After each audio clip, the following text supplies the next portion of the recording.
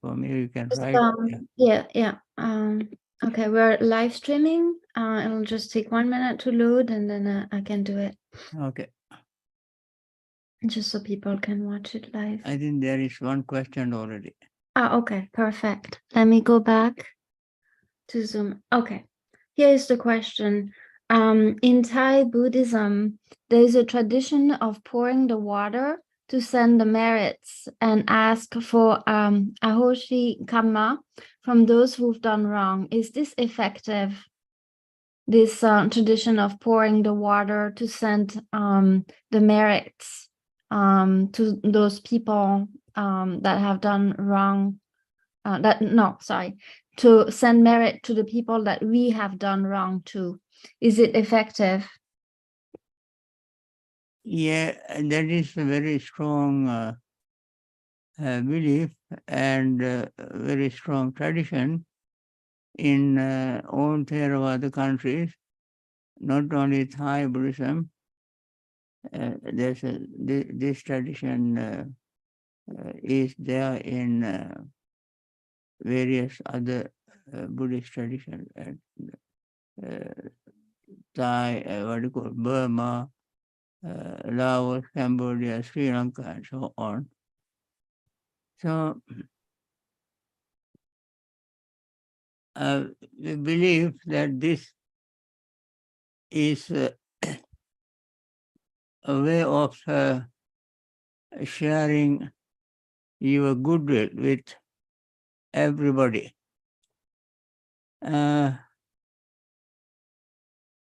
Though that passed away.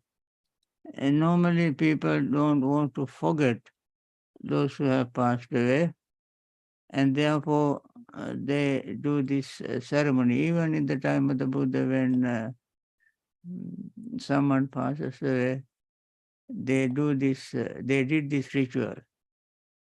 The reason is that after somebody passes away, that person, according to that person's karma, can be reborn in various states, in human, divine, animal, and woeful states, and so on.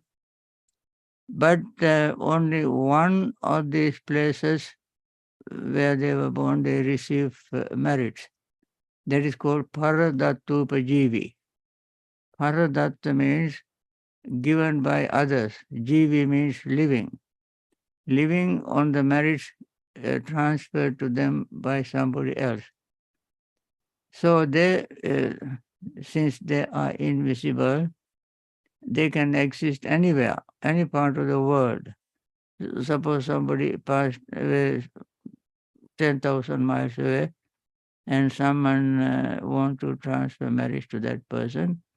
That person is in that state, hoping and wishing and expecting some support from the living beings, living relatives. So when somebody does something wholesome, generally they offer dana, food, provisions to monks, nuns, somebody lay persons or someone, and then they take a pitcher of water and pour into a cup, put in a bowl until cup is full, saying, "May these merits accrue unto our departed relatives." And then they mention the name. So then this invisible being, they can see us, but we cannot see them. So they watch this ceremony and hear these words, and then they will be rejoiced. This is called Anumodana, Patta Anumodana. Among 10 meritorious deeds, giving merits is one meritorious deed, and sharing merits is another meritorious deed. So they hear in this word, they rejoice, and that is how they receive merits. It is very much like you have done something very wholesome, like rescue an animal or someone from trouble, and then come and tell me that Bhante, I did such and such a thing, I saved so and so's life, then I'll be very happy. I'll say, thank you very much. That's a wonderful thing that you did. So you share your merits with me, and I accepted it and rejoice in your merits. Similarly, when we do something like wholesome, we pour water. Pouring water is another way, it's a symbolic way. Water represents life. Water pouring also represents giving.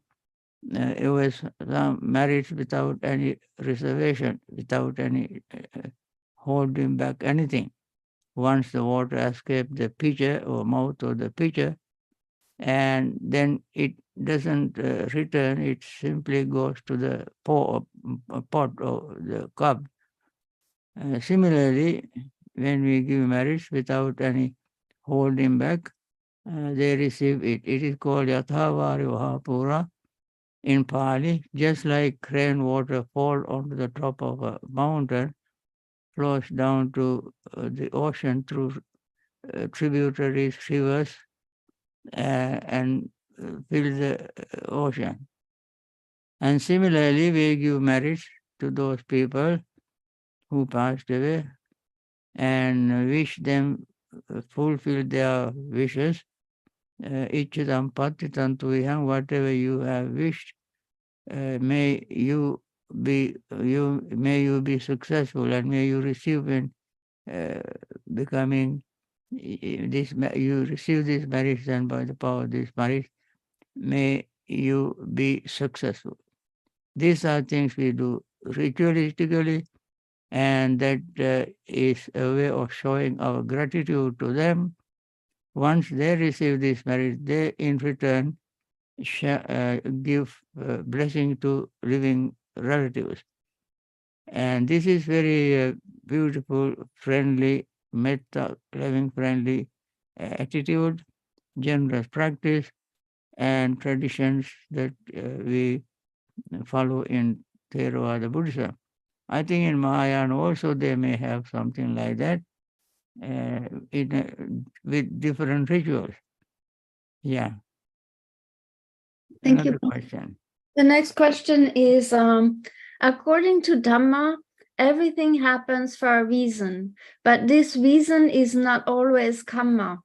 Can you please help me understand the reason for the following scenario? Suppose a baby is born healthy, but due to an incorrect injection by a doctor that is accidental, the baby becomes deaf for life. Is the reason for this karma, or is it simply the doctor's error?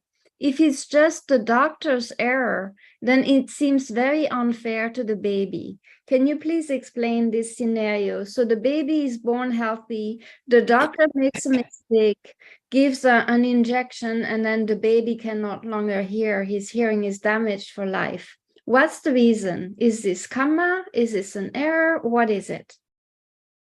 It is difficult to say, give one-sided answer. We have to think of various possibilities. It is true that I just heard from somebody in that family there are 8 members, children. After the first child's birth, or just before the first child was born, their father had some ear problem. He went to a doctor and gave some medicine, and he became totally deaf, and he never heard the sound of his children crying, talking, singing, and so on. Never heard. So this happens. It is not in one place, in various places. Now this doctor, doctors have very great, very strong ethics. When they accept, practice, when they go to practice, or when they go to medical school, they have to take what do you call this Hippocratic oath. So, according to that oath, they are not supposed to do anything illegal, unethical, immoral, and they don't leave anyone that comes to his or her office without treating. So they are very strong ethics they have. And therefore, when they give some medicine to certain people, certain patients, they should not do it intentionally to hurt the person. They do it with all good reason, with good intention, according to the chemistry or pharmaceutical industry. They have tested medicine and then put into the market, and this doctor prescribed this to somebody with the good intention. His hope is to cure the person, and also he has to maintain his reputation. If he did something to hurt somebody, that would spread all around and patients would not go there. And also he will be prosecuted by the country's criminal law. And so he has a lot of great responsibility in treating his patients or her patients. And therefore, I don't think doctors do it deliberately to hurt. Although sometimes they make mistake, that mistake means unintentional mistake. And some patients, unfortunately, happen to be their victims of unfortunate mistake. Now, if as you said, the baby is healthy, and baby went there and they gave injection or medicine or something, and then the baby became deaf. That most probably could be the baby's karma in previous life. If she has committed she or he, the baby has committed something in previous life, uh, that would turn around in one way or the other to uh, to punish by the karma. Not some person, but the karma itself will punish the the baby, and we don't know. We simply love the baby. We like the baby to live in good health, just like any other baby grow, and that is our wish. And because of our wish, our desire, our attachment, our love, we simply we simply oversight the baby's previous karma. We don't know the previous karma either. And we don't even want to assume that this must be the baby's karma. But because of our love for the baby, we blame the doctor, and people very sad. That is very, very natural. I tell you, there is even a story in Buddhist literature, but in that case, that doctor deliberately heard those days there were not that modern ethical conduct for doctors. In Dhammapada, there is a story that Chakupala, he uh, decided to meditate without sitting, without lying down. And as he was meditating without any sleep, after some time he went almost blind. So a doctor came and prescribed certain medicine, and then he did not get well, and he continued to be blind. At the same time, he attained enlightenment.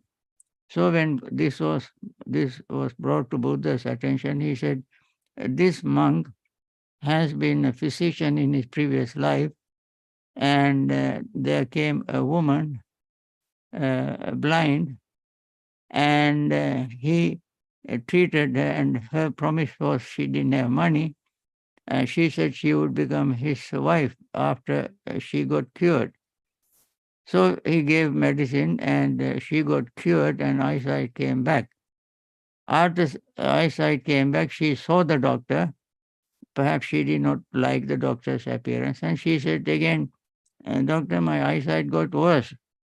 And doctor knew that she was lying in order to avoid the promise, and keep with the promise.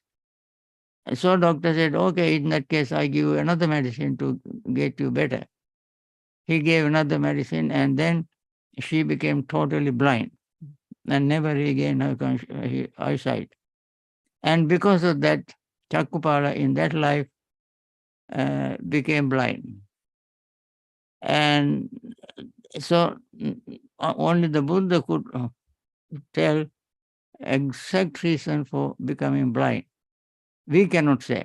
And we simply is groping in the dark. We can speculate, we can say this or that, and this is not, as I said, one-sided answer. Okay, another question. Yes. Our next question, Bhante, is how can we practice Buddhanusati, the reflection on the Buddha in the meditation? Buddhanusati, how do you practice it in meditation? Uh, Buddhanusati, the okay. reflections on the How qualities. can we practice uh, Buddha Anusati in meditation? Yes. Oh yeah, it's I think good question. Buddha Anusati, there are 10 Anusatis, 10 reflections. One is Buddha Anusati. That means we reflect the qualities of the Buddha.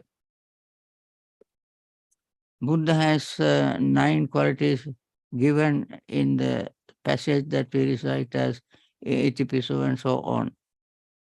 And besides that, there are many, many, many, many more qualities that we even don't have time enough in our entire life to recall all the qualities of the Buddha.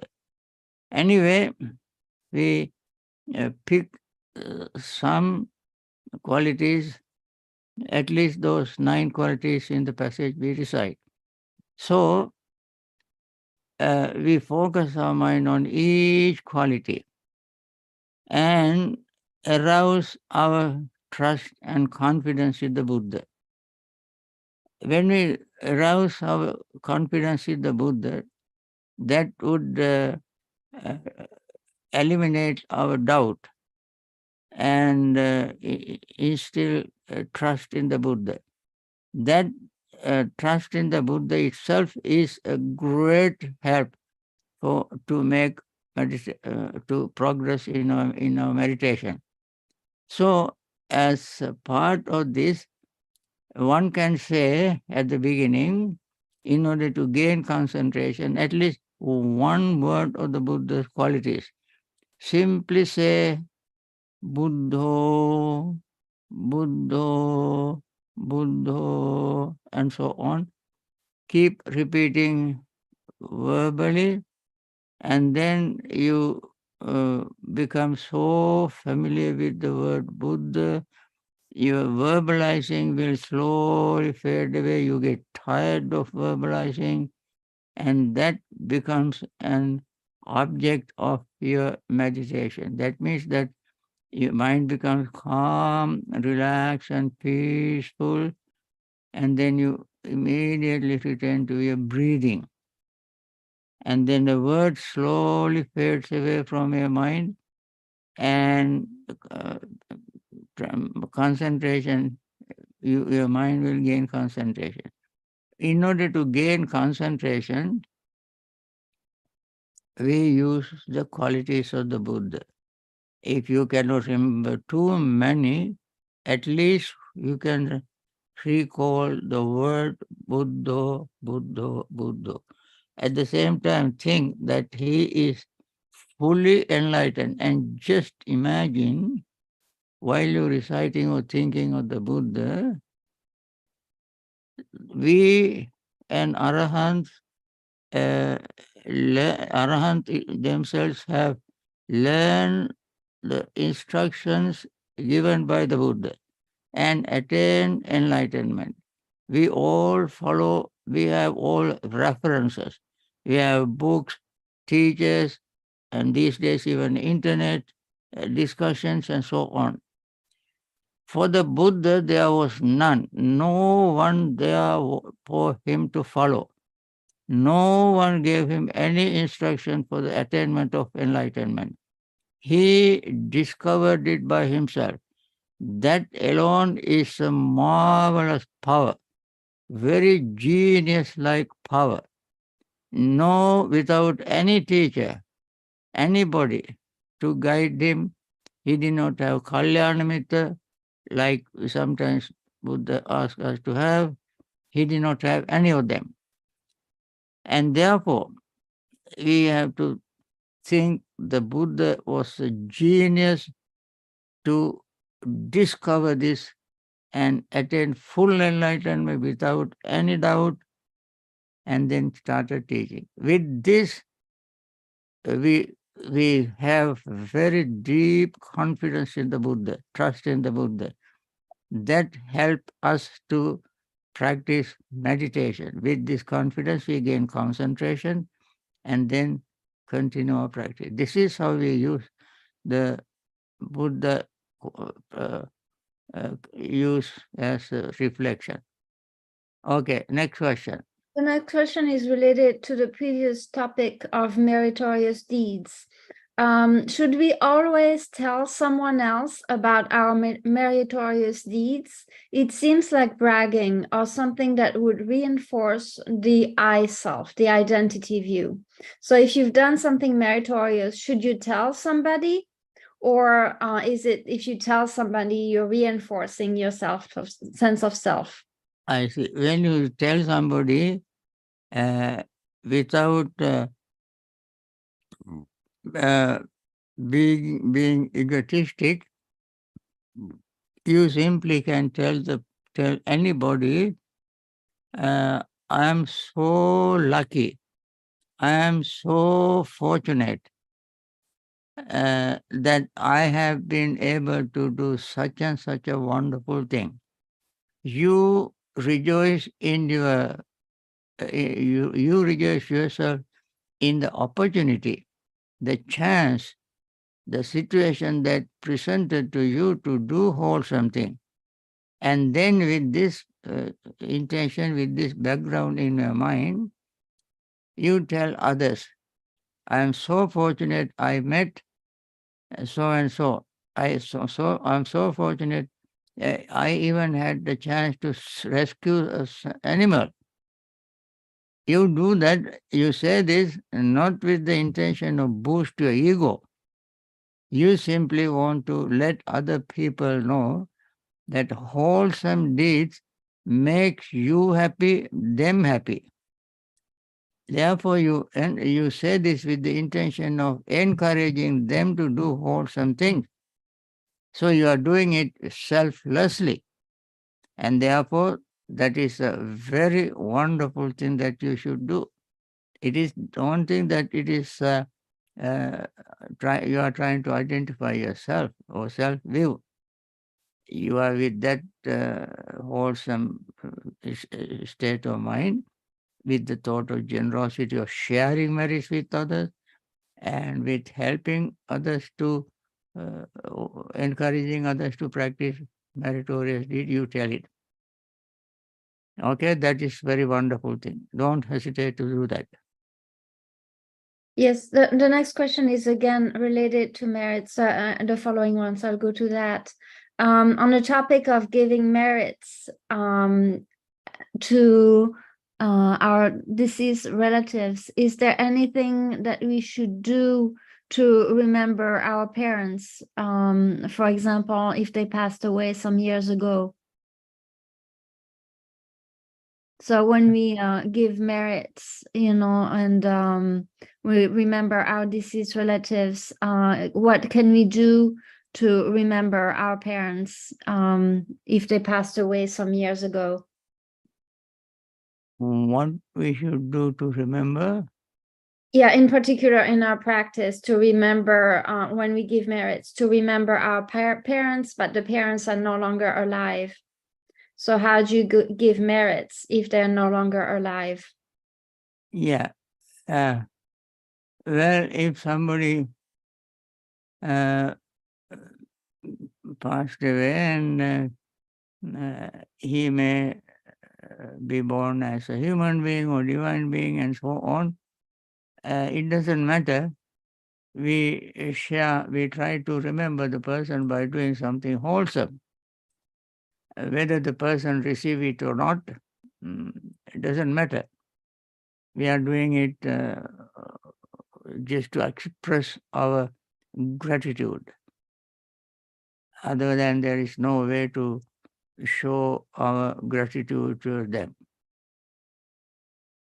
The second thing is that we follow them if they lived according to certain noble principles, and we follow those principles.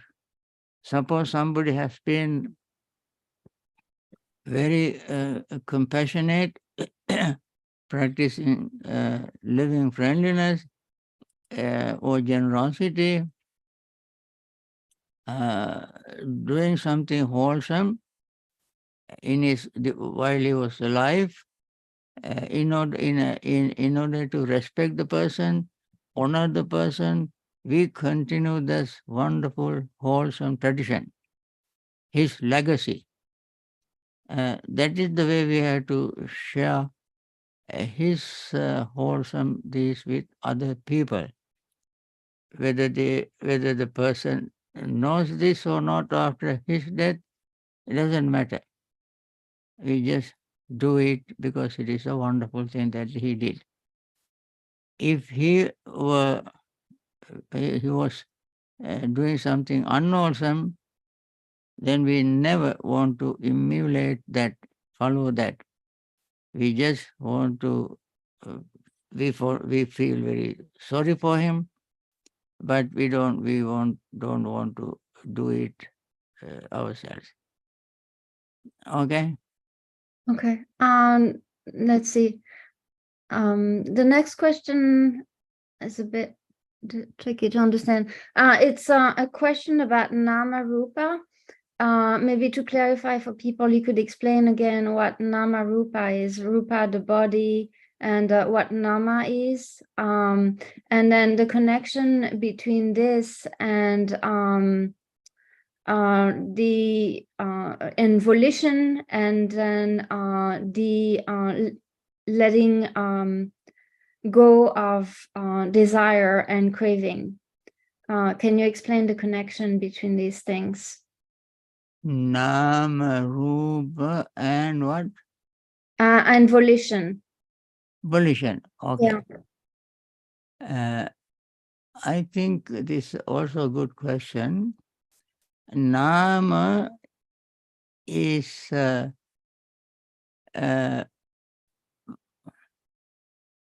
contact, feeling, perceptions, attention, consciousness, these all together called Nama. And Rupa is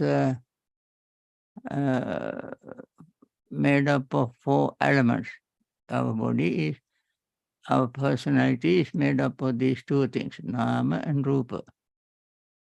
Now, equanimity belongs to Nama category. Volition also is Nama category. And desire, anicca, we get rid of them when we understand impermanence of both Nama and Rupa. Nama is impermanent, Rupa is impermanent. Therefore, we cannot attach to them. And that is what the Buddha said with regard to in Hattipadopama Sutta, Virabhas Hariputta, Maharahuluvada Sutta, and in many suttas.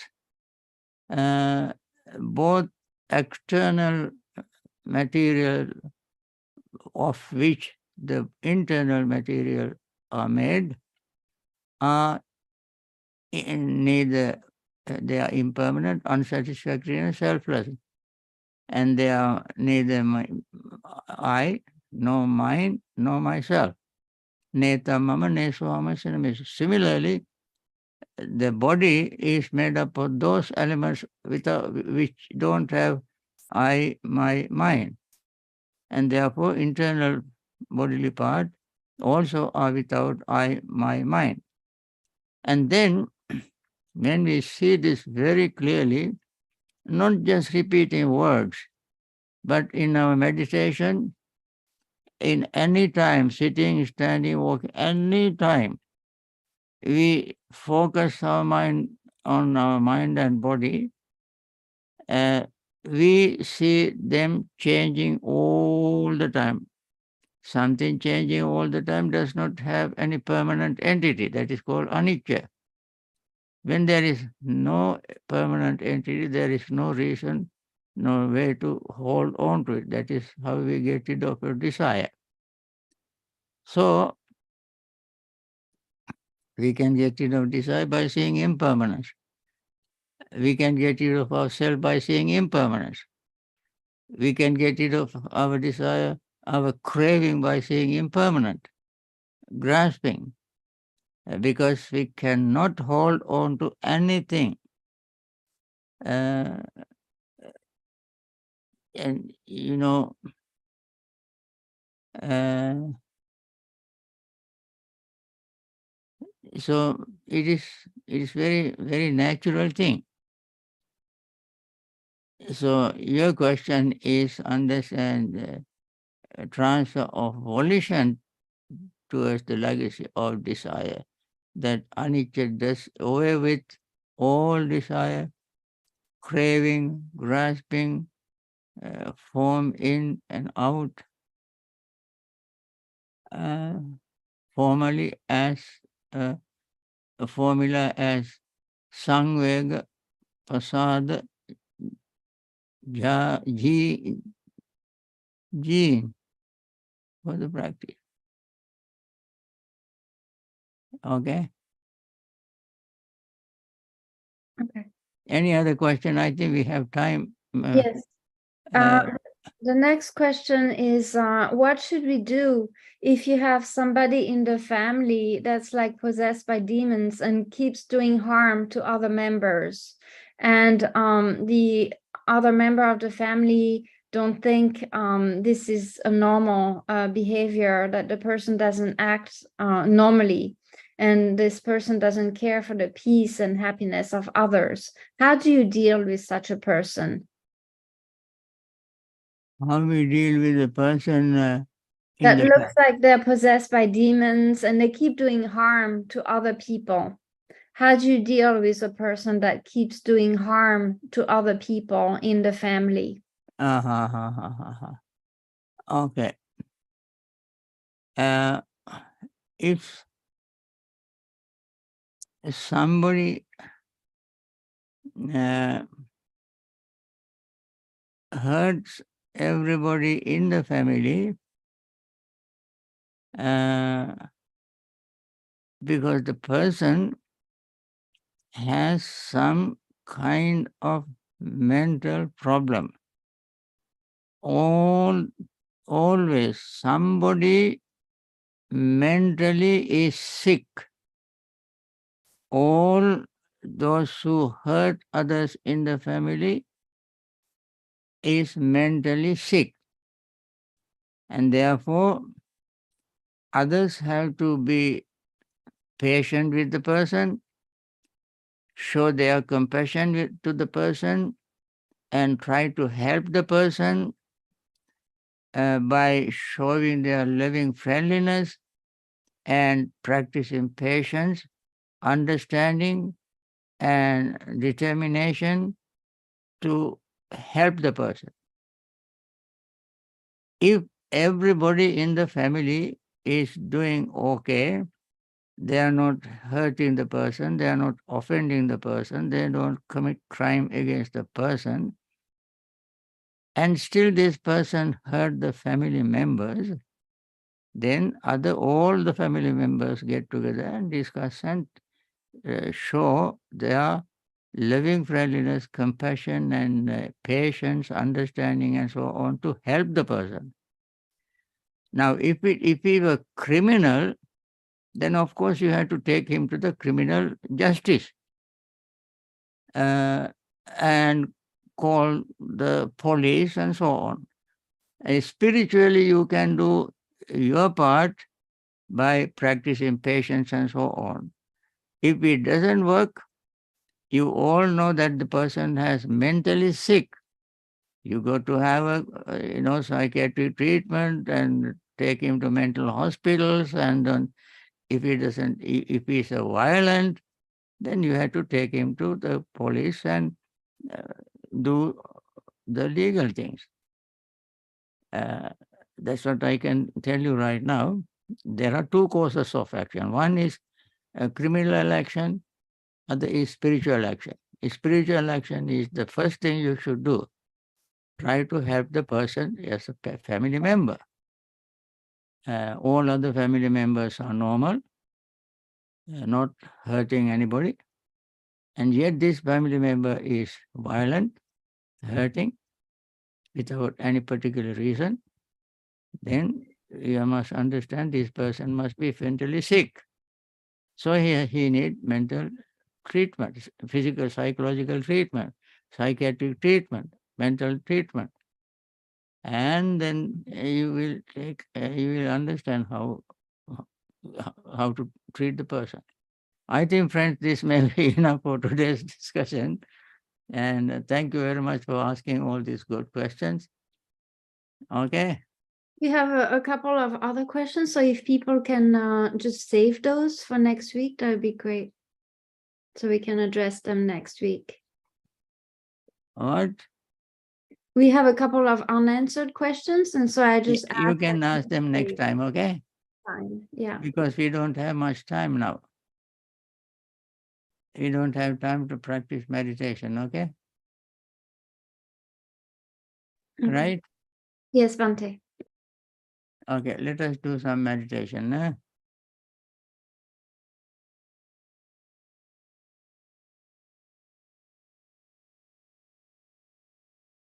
Okay. Hmm. Okay, now I want to share screen. I want to share this. You should be able to now, Bhante. Okay.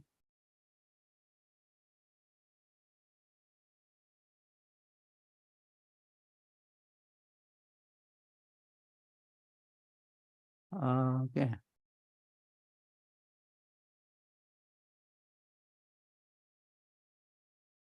Some days I do well, some days I don't.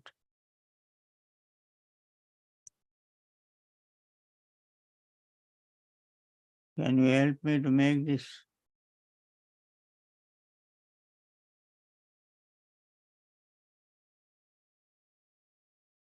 Hmm?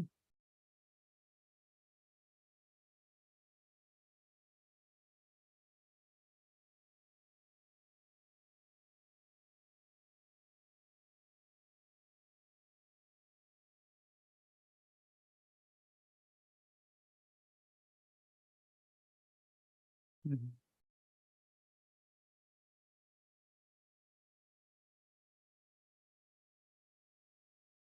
Okay, let us do some meditation.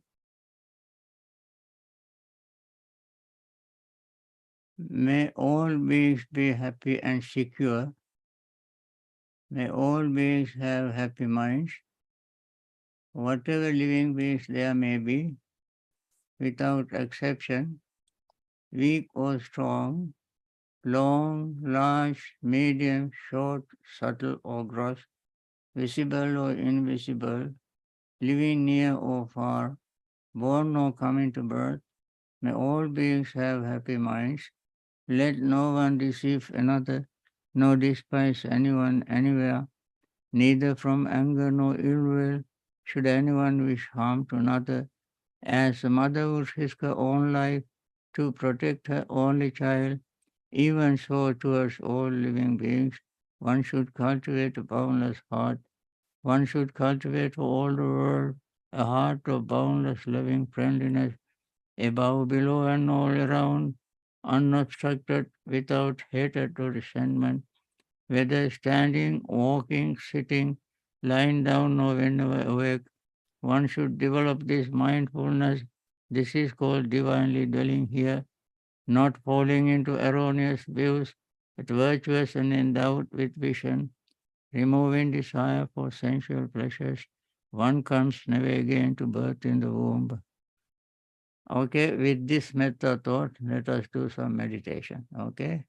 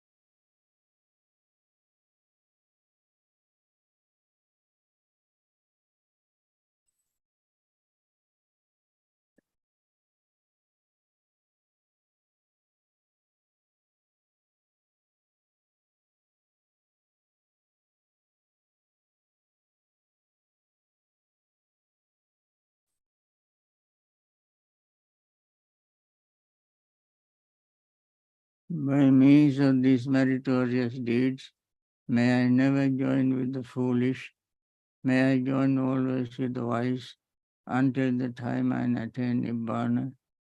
May the suffering be free from suffering, may the fear-struck be free from fear, may the grieving be free from grief, so too may all beings be. From the highest realm of existence to the lowest, may all beings arisen in these realms, with form and without form, with perception and without perception, be released from all suffering and attain to perfect peace. Excellent, excellent, excellent. Now, friends, I hope you all have good meditation. But now I want to share marriage with everybody and wish everybody peace and happiness. Those who are in hospitals, taken care of by very compassionate doctors, nurses, and hospital staffs, may they all recover very soon and practice Dhamma and liberate from samsaric suffering.